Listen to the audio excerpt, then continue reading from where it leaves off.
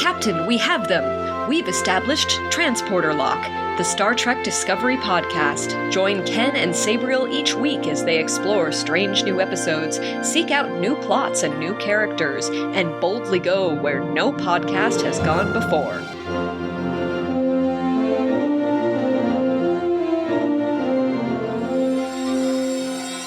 Hello and welcome to Transporter Lock episode number 87 for Saturday, December 18th, 2021.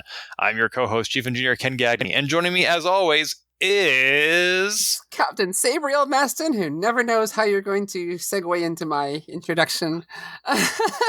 I think you're expecting more variety than there actually is. This week I was different just because you never know what to expect. Yes, let's go with that. So, today we're going to talk about the examples. Yes, this is Discovery, Season 4, Episode 5, The Examples.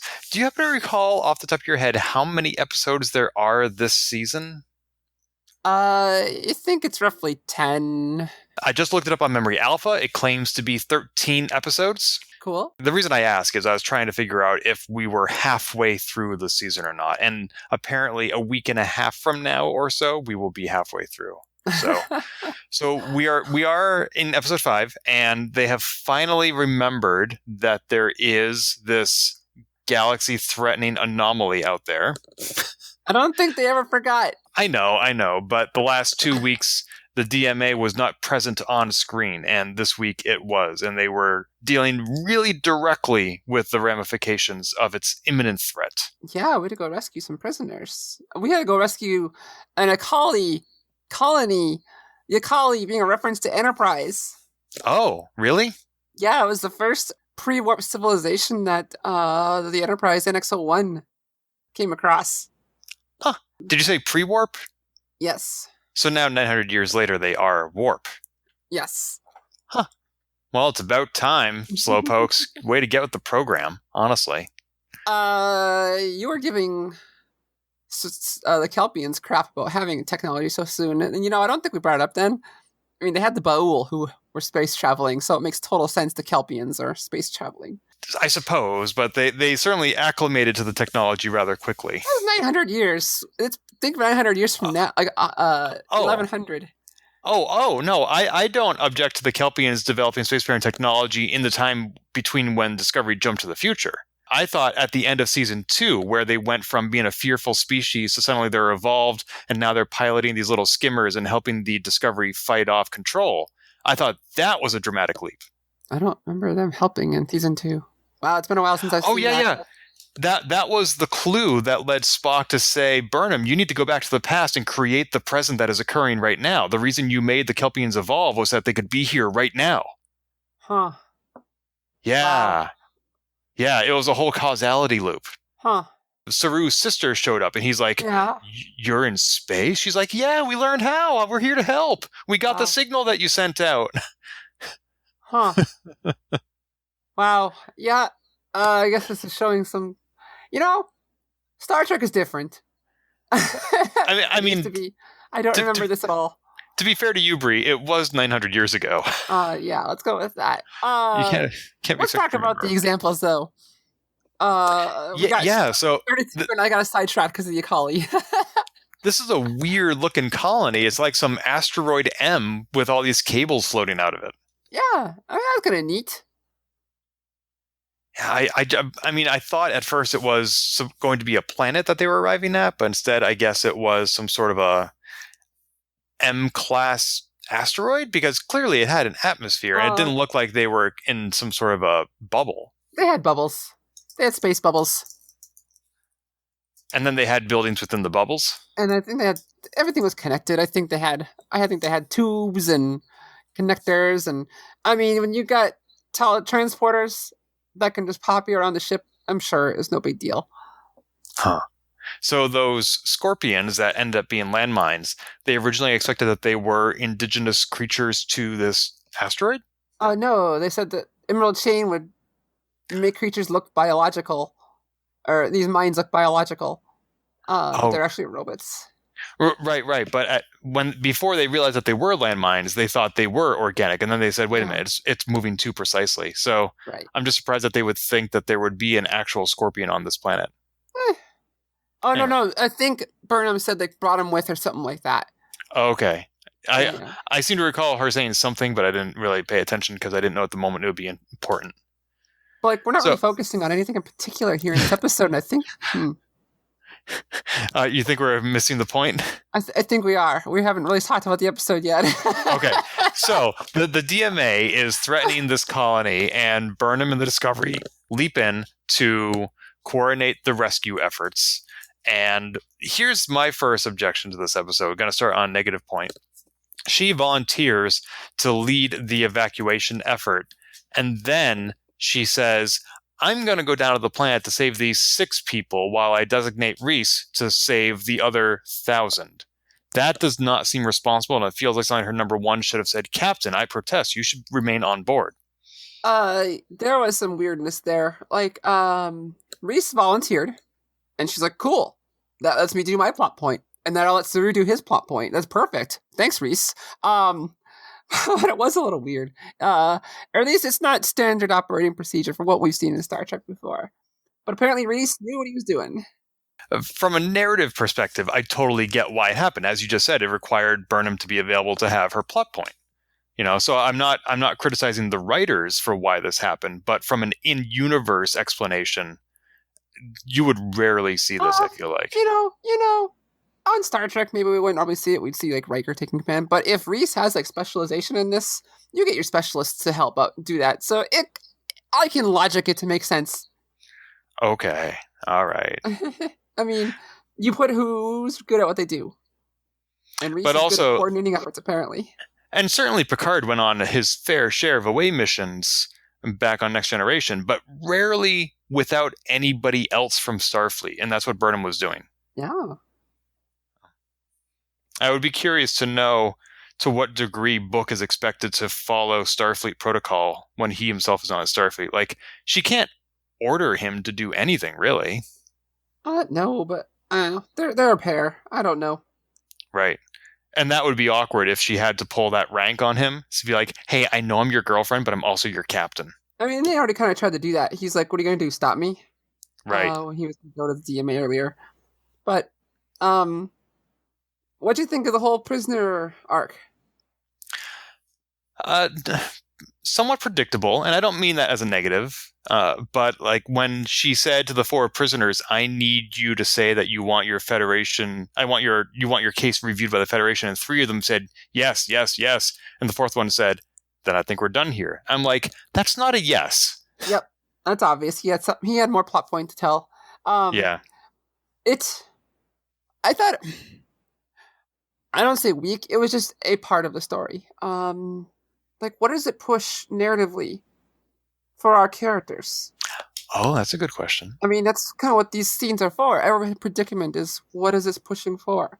Or it's, meant to, like, why are we filming this? And, I don't know how to answer that in this case. Like, Burnham acted like Burnham. Book was there to support her. I mean, he was having troubles, like, with the DMA existing, doing his thing, and we have to help people kind of thing. But did it really push him anywhere?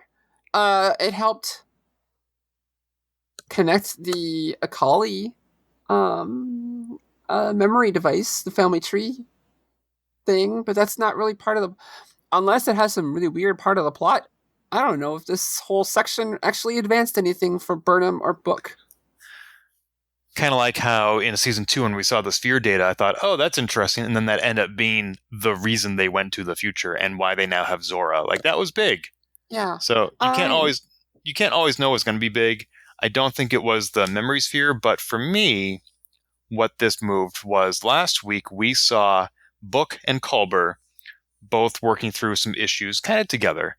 And this week we saw evidence that both of them sort of have a savior complex, where Book wants to not let anybody else die as a result of the DMA. He wants to prevent what happened to his planet from happening to anybody else. And he really struggled with Burnham's decision. When they beamed back to the bridge of the Discovery, he immediately walked off.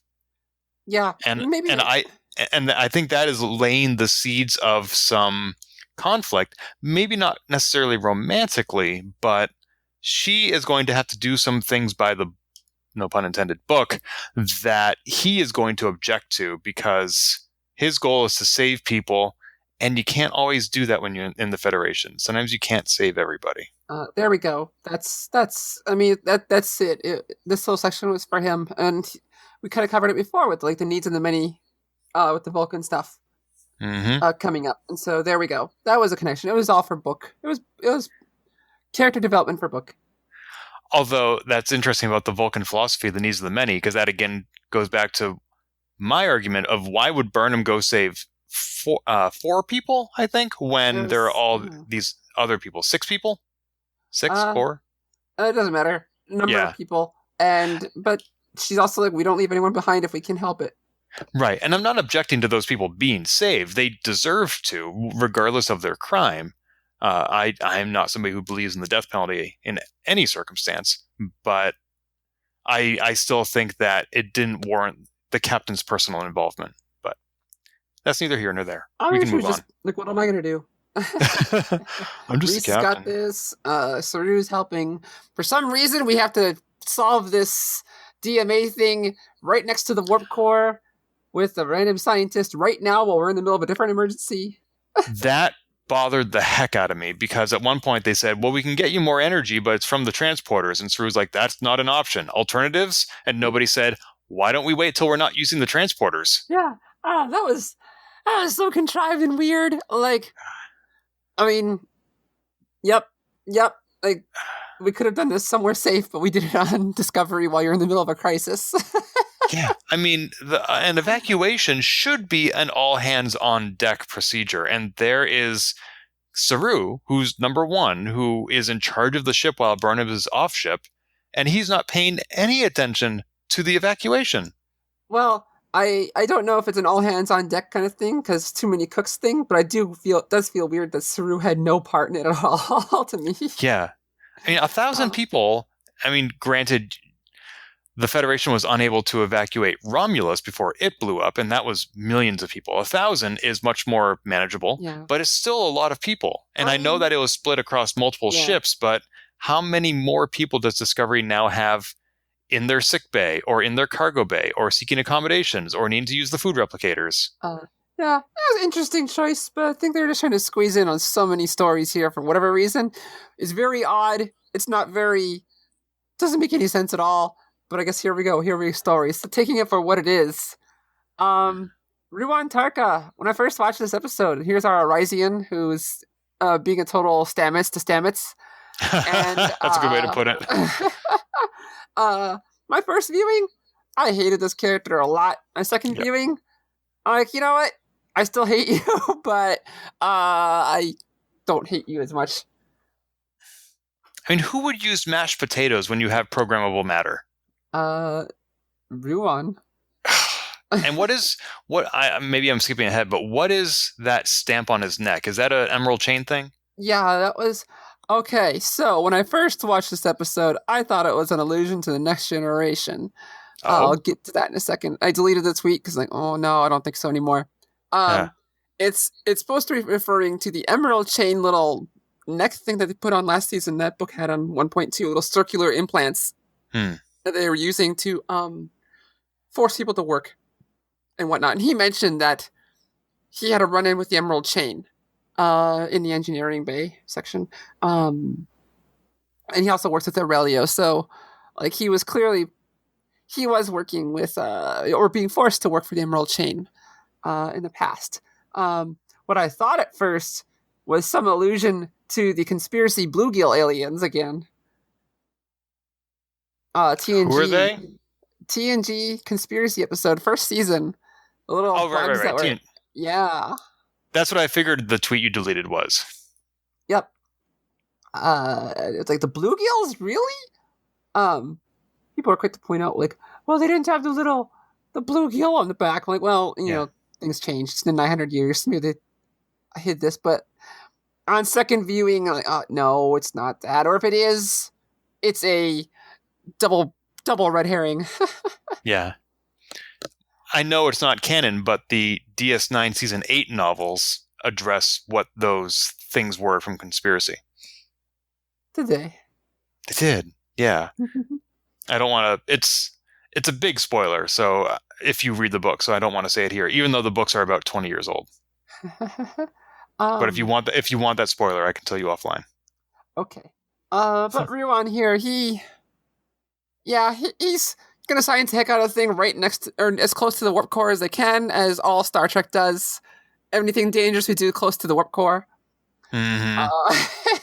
Just like in that image you sent me a while back of Geordi and Data testing some weapon right next to the warp core. Pointing it at it even. Right? Yep. This is fine. It's Star Trek tradition. But this scene, this whole him being here, it gave Stamets some, realization like, oh, this is me working with myself. This is what I used to be like, or sometimes I'm still like. So this guy is incredibly brilliant. He knows more. He's going to be part of the rest of the season. I know it in some capacity anyway, because of the way they set him up when he's talking with Book at the end of the season. He's like, the end of the episode. Yep, end of the episode. I totally did not say a season. I've heard it both ways. But he knew it was not the what were all the people, the Metrons? Yeah. Who were the people from Arena episode where they made Kirk and Gorn fight on the Vasquez Rocks. Mm-hmm. He knew it was not the Nasine, the caretaker aliens. The Iconians, which apparently there are still some around, as Vance said. I mean, that's always been theorized because we don't know what happened to them. Yeah, but actually to say that some are still around and not just their tech is interesting. So he knows more. And he clearly, when he talks about Book being angry, and he's like, and Ruon Tarka here is talking about how anger is a powerful emotion, and then he goes and rubs his neck, reminding us of the Emerald Chain connection. So he may not be in on it all, but he knows something more, and we are going to find out soon. And maybe he wants a hand in it, or he wants to use it in some way. He was trying to create. I'm sorry, I'm not giving you any chance to talk. I'm just running up everything that's on top of my head. He was trying to create a wormhole right here on Discovery and maybe blow it up with not a care. Yeah, and I'm still not clear how he had such precise schematics for the device that's at the center of the DMA. I know Book sort of alluded to that, saying you don't get that close to the cliff unless you know what's over the edge, but it was weird. They're like, hey, we built this device, but we don't know how it works. Let's test it. And I'm like, what? No, yeah. I mean, how do you build something and not know what it does? I'm sure there are examples in humanity that are exactly this. He reminds me now as we're talking, a lot of the, from Deep Space Nine, the 4 people that made 2 appearances on DS9 with Bashir, genetically enhanced. They were augments. The 4 genetically enhanced. Jack and Serena and the other 2. His knowledge kind of started reminding me of that. I don't think there's any connection, but here as we're talking, oh man, he has all these plots and theories. He's 3 steps ahead of everyone else, whether it's correct or not. Who's to say? He's a very brilliant person. And yeah, it seemed plausible to me. It didn't seem implausible to me. How about that he was here? I mean, he reminded me of a lot of people, none of whom I like. I have watched this episode only once. I do not care for this character. I don't think Saru should have yelled back at him and then admitted that it felt good. Because you're just feeding the troll at that point. Yep. Saru lost control, and that was not cool. Also, you mentioned the Metrions and the Iconians, and also the Q continuum, of whom there's been no known word in 600 years. Yeah.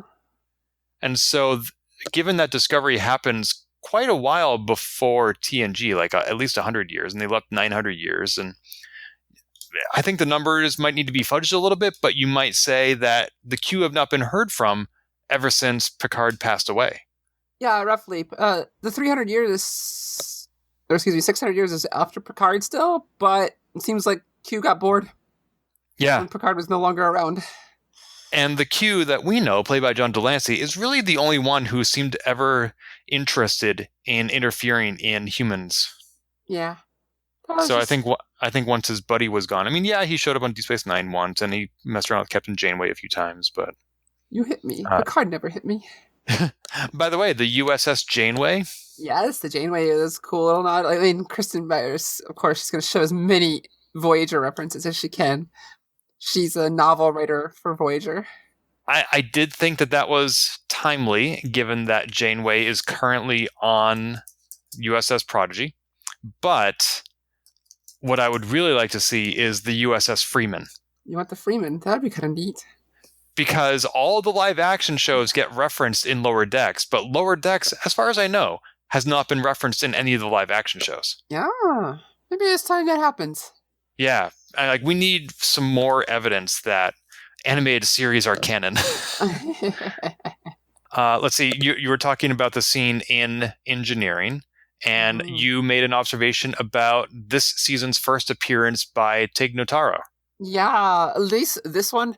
Okay, so I forgot that she was actually in the opening, cold open before, but we'll forget about this. For this scene in particular, with everybody here in engineering lab, Tig Notaro was not there filming with everyone else. She was clearly, she had clearly filmed at a different time. She was a stand-in. She was doing voiceover. Her stand-in actress was way shorter and younger than her. And all her lines kind of came off as dry because no one was responding to her. It was a little weird. It felt weird immediately, and then when I watched for it, like, oh yeah, Tig Notaro was not there recording with them. Well, it's sort of like that Las Vegas zombie movie that just came out a while ago that she was in. What was called Army of the Dead. Something like that. Yeah, I guess they recast one of the characters. It was some dude who I think got canceled, and so they replaced him with her, but they'd already filmed the rest of the movie, so they just shot her separately and digitally inserted her into the film. So she didn't collaborate with any of the actors directly. Yeah. But in cold opening, it looked like she was definitely with Stamets, which is possible. I read just before we started recording that her schedule was actually tight, and so they recorded like all her stuff in like a day or two. While she was around, and that just meant that she wasn't there when the other actors were able to film. This is also the first time ever her name has been in the opening credits. Yes, that's awesome. Yeah, so she's moving up in the world. Maybe it's because this episode did not have either Adira or Gray. Yeah. So there was some room in the credits that they needed to fill out. I don't know. But anyway, I'm happy. I love Jet.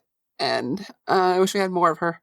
She didn't contribute as much to this episode as she usually does, and maybe that's because she wasn't actually there, as you noted, or maybe it's because her snarkiness was so dramatically eclipsed by Ruon Tarka. But I would like to see more of her, not only being snarky, but you'll also recall she had that quiet moment with Stamets, or maybe it was Culber, I already forget, a season or two ago, where they talk about finding your partner and how much it means to hold on to them. Yeah. And I like when she is sincere too. For sure. No, if she would have been there, the whole scene with Ruon would have felt way different because she does go against the snark very well. She countered Stamets' snark so well, and she would have no problem countering Ruon Tarka's snark either. Right. They just didn't get the opportunity because of filming restrictions. That's a bummer. Yeah, as you point out, it may have been not only her schedule, but also the fact that she is a cancer survivor and thus may be exceptionally cautious around COVID. Yeah, we talked about that yesterday off air, and it turned out it was possibly that, but it was apparently more her schedule.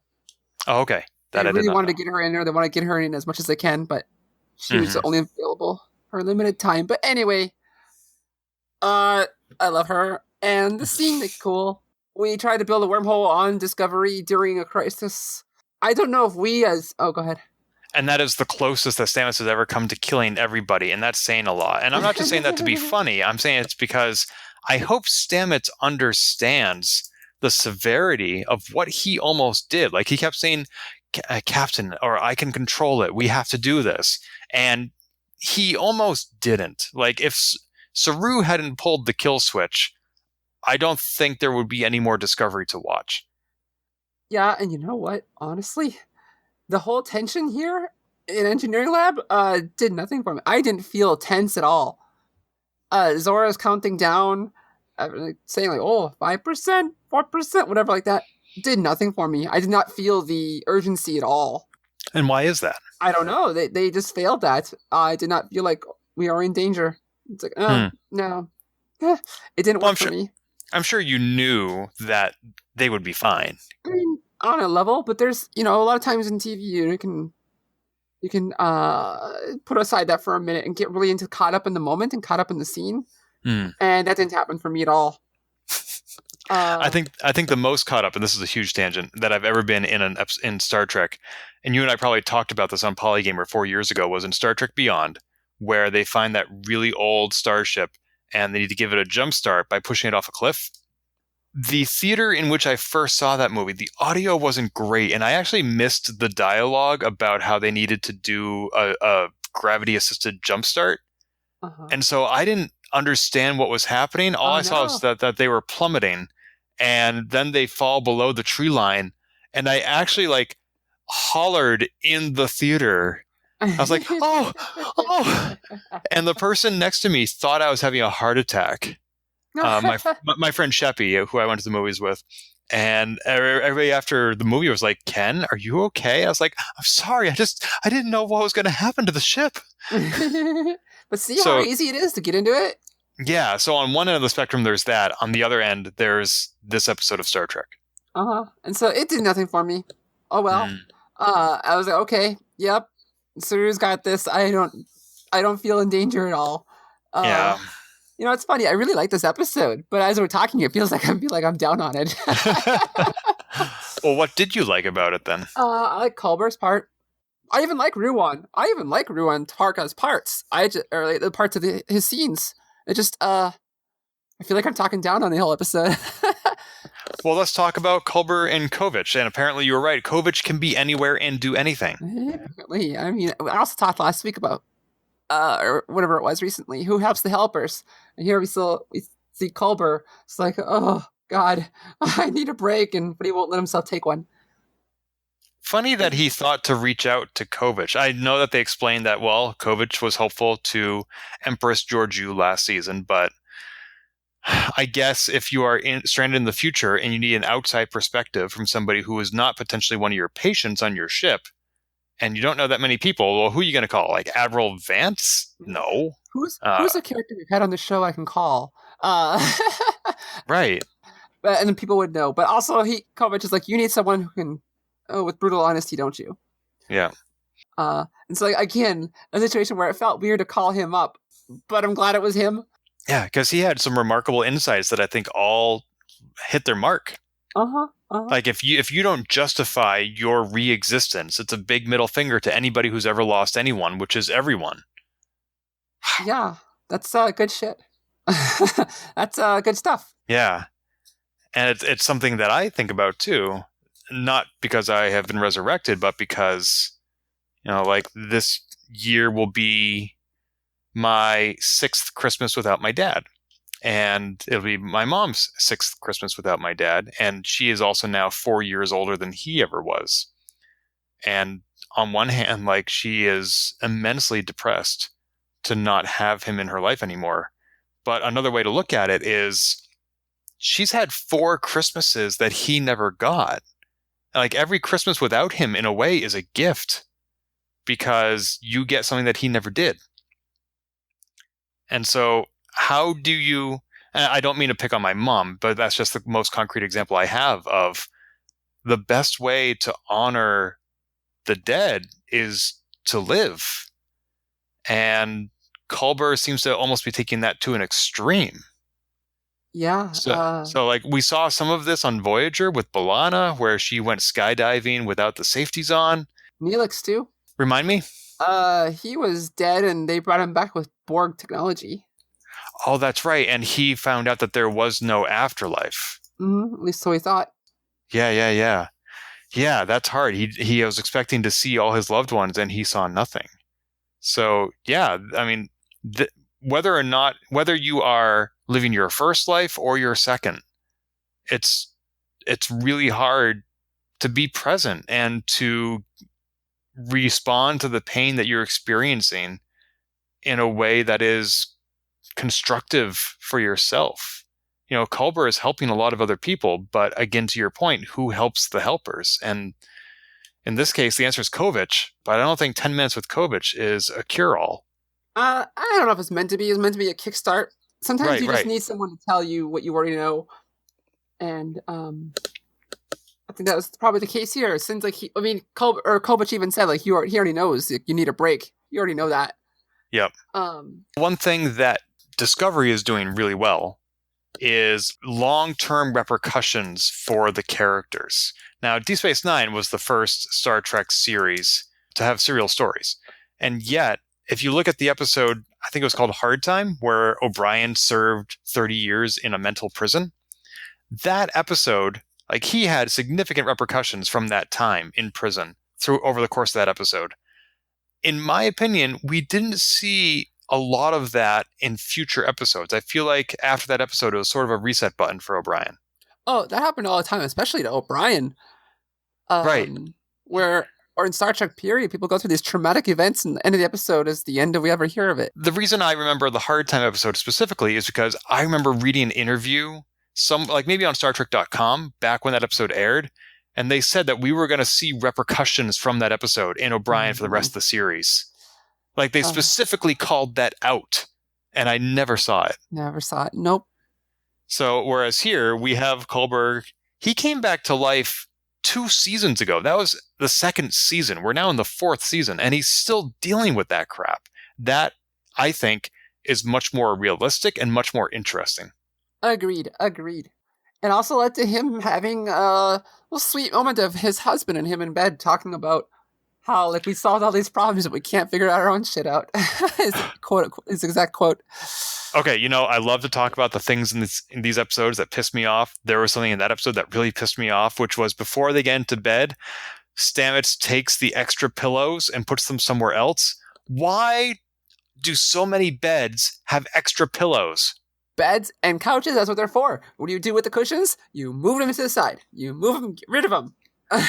Like, I was staying at my cousin's house a few months ago, and their guest room, it had 6 pillows on the bed, and I needed anywhere from 1 to 2. So I just made this stack of pillows on the dresser, and now I can't put anything on the dresser because there are pillows on it. I'm like, okay, it's decorative, but that's not what beds are for. Have you ever seen the TV show Coupling? Never heard of it. It's a UK show. Early mid 2000s, 6 people, couples of various things. It was kind of like Friends, but edgy. It doesn't hold up as much as it did back then, but there was a whole scene where Steve, the main character, is having a huge conniption over what do you do with cushions? You move them to the side. Like, what are they for? They're useless. Yep. Well, apparently that's me, because I'm really distraught that in the 32nd century, we still haven't solved this problem. I thought humanity had evolved beyond such things. Maybe because they come from 900 years in the past, they haven't evolved beyond extra pillows yet. Yes, exactly. That wasn't even in my notes. I didn't write this down, because apparently I didn't have to. It just bothers me that much. I mean, it's like me and holographic displays. No, I think this is worse. But it led to a sweet scene between the two. Yes. I liked that Culber said to Kovich, "I'm struggling." That is a hard word to say when, it's easy to pronounce, but it's hard to admit to anybody, because sometimes the only way to admit a truth to yourself is to say it to somebody else first. Mm-hmm. And that's the whole idea behind the website Post Secret. And so here is Culber saying, "I'm struggling." And I hope that this isn't an issue that I think necessarily needs a pat resolution and one that he'll find, but it needs to become something he can learn to live with. And I hope we see some evolution in that respect. I think we're going to. Yeah. Culber here's where Stamets telling his husband, you know what? I had to deal with someone like me. And then here's where Culber is talking about how, yeah, I realize I have some problems too. I just have a little moment where they're talking about their troubles together, and it's nice to see just a couple having an okay couple moment, just talking. Like, it doesn't Yeah, happen too much in Star Trek, to be honest. it's true. I mean, we see it more with Burnham and Book. Yep. But overall, there's just we have not seen it that much. Maybe between O'Brien and Bashir, a couple's moment there. Aww, that's one of my favorite moments in all of Star Trek. That one moment when they're stuck in William Sadler's mind. It's good stuff. What was the name of that character? Sloan. That's it. Yeah, Sloan. For some reason, even though I love him in DS9, I always think of him as the villain from Die Hard 2. Anyway, I have a couple of random notes about this episode. One is we are seeing more of Lieutenant Christopher on the bridge. Mm-hmm. Even it's like weird reactions, like, "Oh, Ruon Tarka's on the bridge." What? It was so yeah, it was a little odd that people were surprised by that. I guess, like, because have we heard this name before? No, not before this episode. Okay, but apparently everybody on the bridge has. Let's see. Also, that ancestral orb at the end of the episode. If I was that woman whose father had been murdered 30 years earlier, and I got that orb back, I would have started crying. I would have fallen to my knees and started bawling my eyes out. Uh-huh. I just thought that her reaction was rather subdued given the circumstances. But then again, she just lost her entire colony, so maybe she had other things on her mind. Also, that orb, and like the guy who killed her father said, I not only took that girl's future, I took her past as well. And then she gets the orb back and she turns it on, and I'm like, wait a minute. This orb is Ancestry.com? You didn't have a backup of this anywhere? Really? I'm like, I thought the orb was going to be a little bit more profound than just, here's a tree, put your name on it. Like, that's a second grade homework assignment. Different cultures think about backups differently. Even Odo brings that up. What did Odo say? DS9. There's one scene where he's talking about how he's pretty sure humans only evolve like larger and larger. Something about larger hard drives just so they can store more information. He doesn't see why they do that. Just different priorities. I suppose, but it also made me wonder. So, let's say you're a dad and you have 3 kids. Do you only have one orb in the whole family that you pass on to them? Or do you make 2 clones and each kid gets an orb? I'm not an expert on Akali culture, sorry. and also, like, if each kid gets a tree, do they sync up with each other so that as you have kids and your siblings have your own nieces and nephews, do they all get added to the same tree? Like, is there a canonical tree? You should write some Akali fanfic. Genealogy is not my idea of fanfic, but maybe for somebody else it is. Yep. And I think that is it for my notes, except for one thing. Actually, two more things. So I usually skip the last time on Star Trek Discovery. As you and I have discussed, I don't like that it hints at what's going to be in the next episode that we're about to watch or who's going to be in it. So I usually skip ahead 1 minute.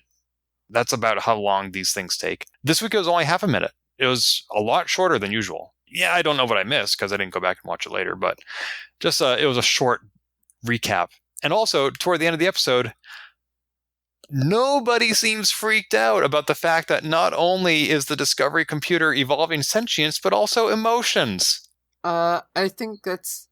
No, I mean, freaked out. I don't know. How do you react? They already know Zora is getting an intelligence, and I think that's one like, we're going to put this on the back burner for now. But we'll figure this out in the future, because it's going to come up again.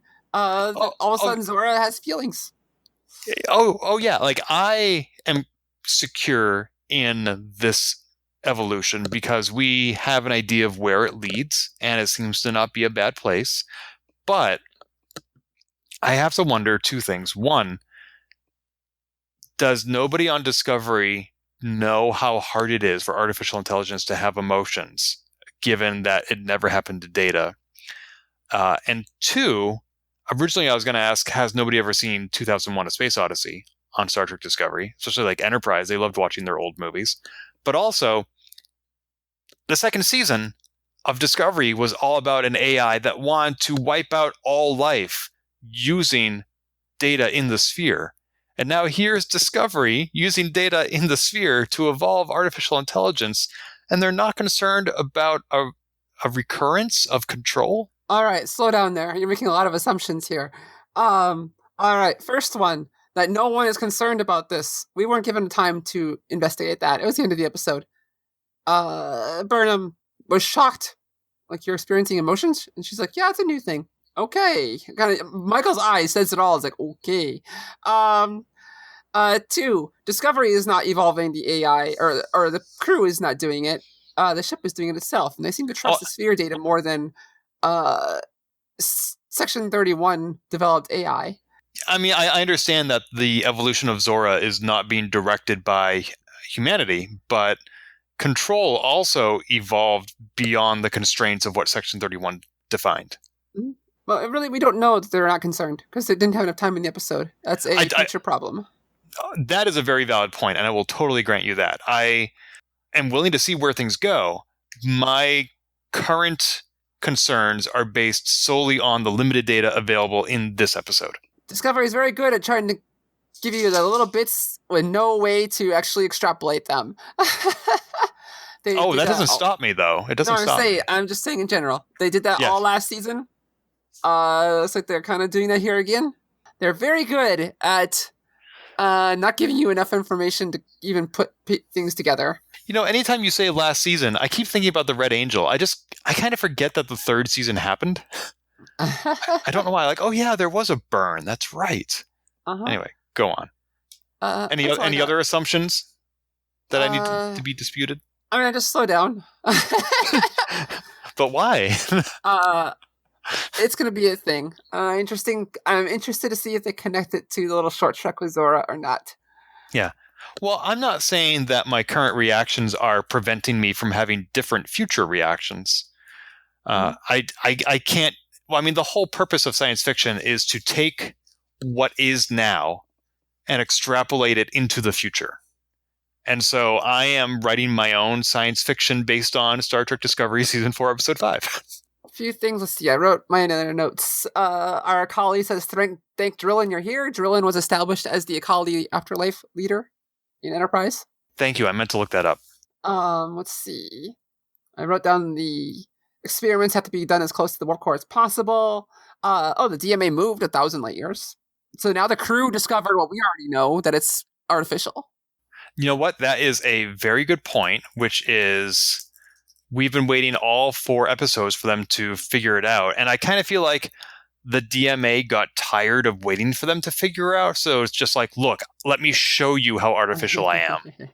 Like in the first 2 minutes of the episode, they figured out what we've been waiting all season for them to figure out. And also, this is something I am definitely not making any conclusions about yet, because I admit that I don't have enough information. But I feel like it was to the creator of the DMA's benefit for the Federation to think it was a natural phenomenon. And so for the creator, if there is one, to tip its hat so obviously, it must have done so for a very important reason. And so I'm curious to know what was so important that warranted moving the DMA 1,000 light years. We don't know yet. We haven't seen that, but I'm eager to find out. Why I am partially wondering if Tarka was trying to...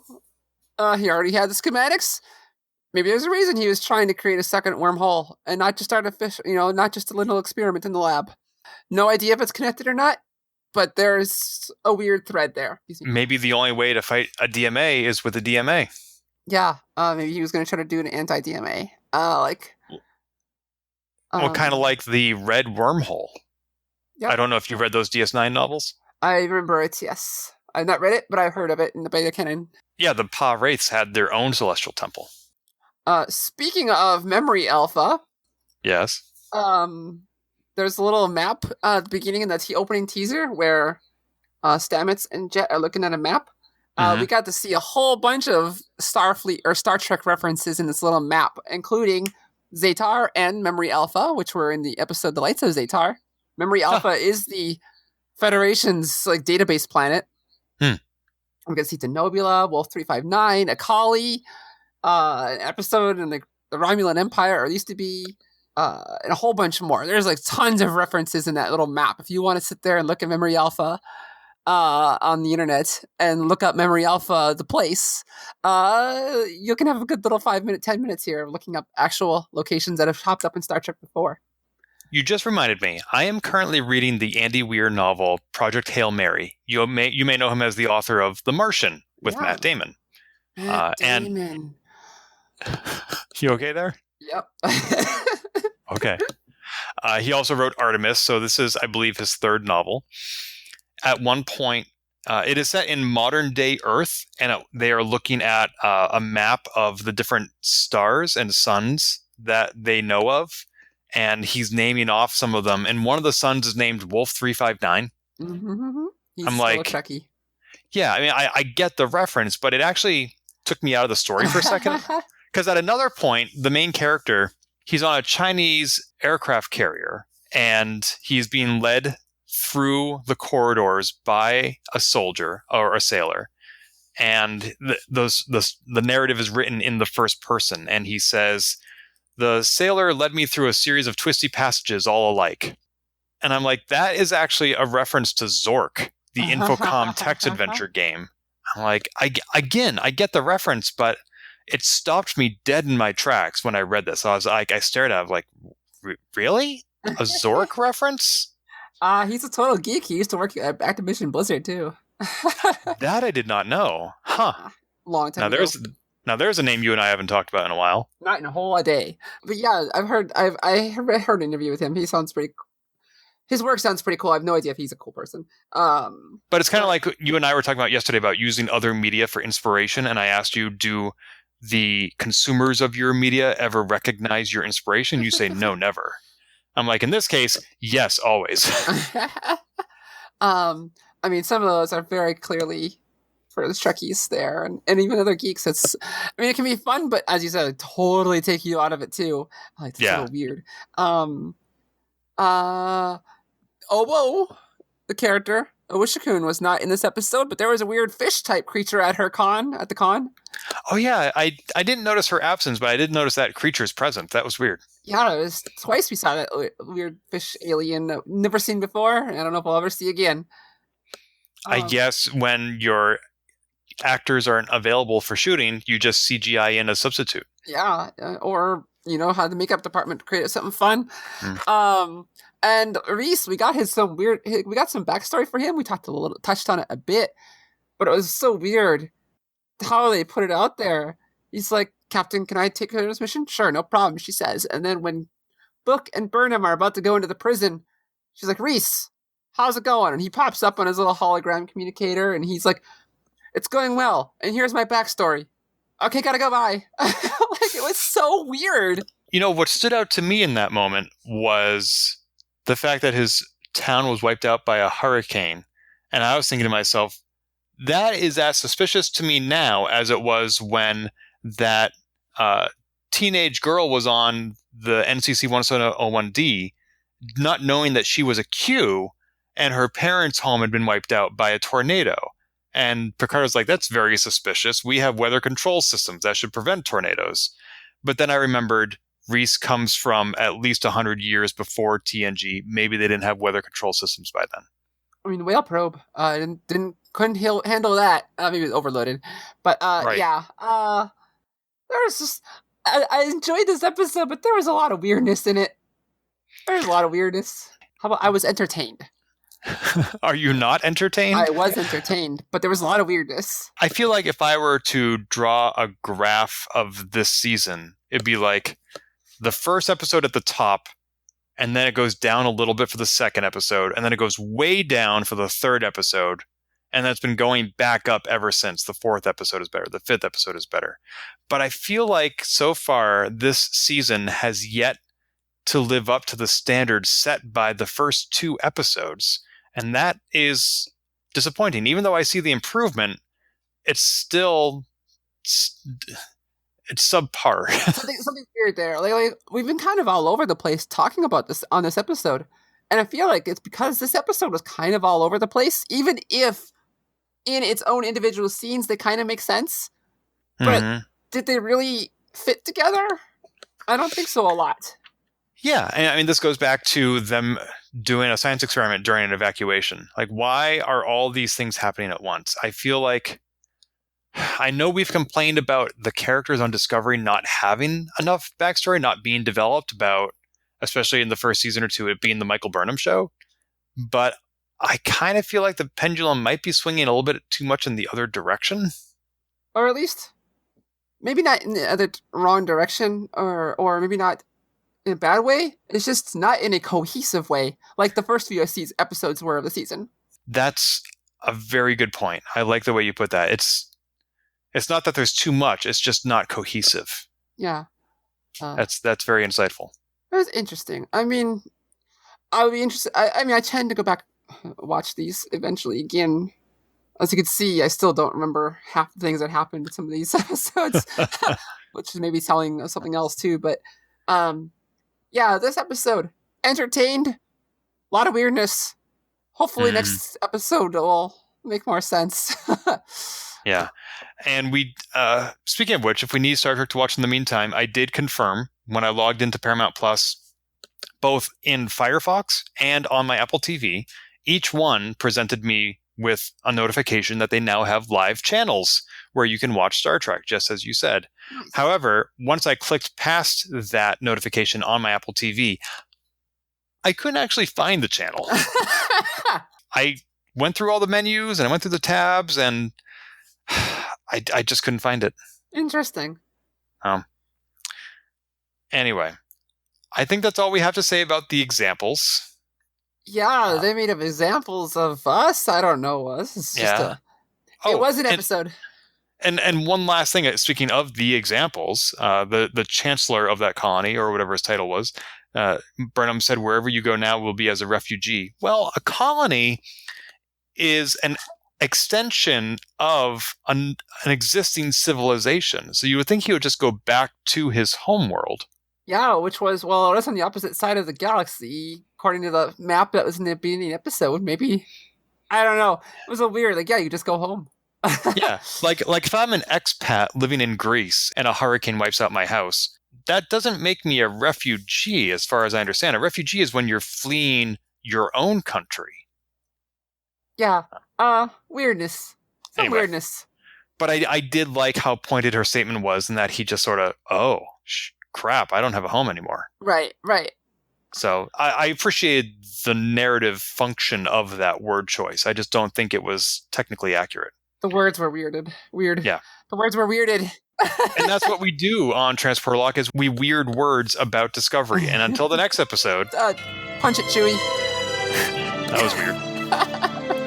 If you've enjoyed this episode, please leave a review on iTunes and keep your hailing frequencies open by following us on Twitter @TransporterLock or subscribing to our podcast and email newsletter at transporterlock.com.